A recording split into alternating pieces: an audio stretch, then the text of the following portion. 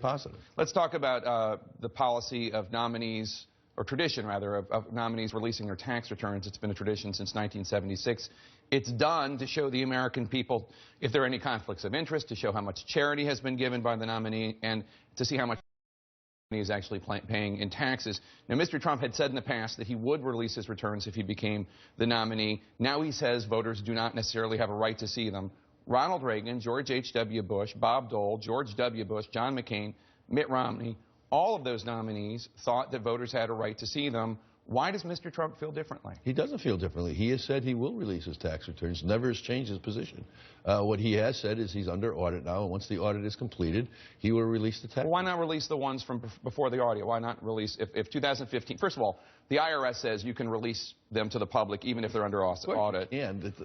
But why not release 2014, 2013, 2012 and just put this issue to rest? Well, as I understand it, the audit is going on for the last 8 years. They're going back 8 years worth of tax returns.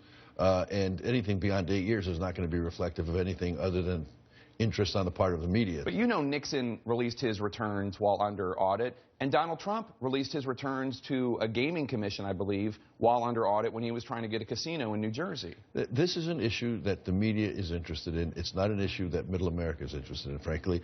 Donald Trump has been very clear. He will release it. He will comply when the audit is done. You talk to tax attorneys who are not politically motivated, and they'll tell you they would never advise their client to release any tax information in the course of an audit. So you're saying that the audit is for 8 years worth of returns? That's what I'm led to believe, yes. I still don't understand why, just to get this out of the way, Mr. Trump wouldn't just release the returns. I mean, because they're not complete yet.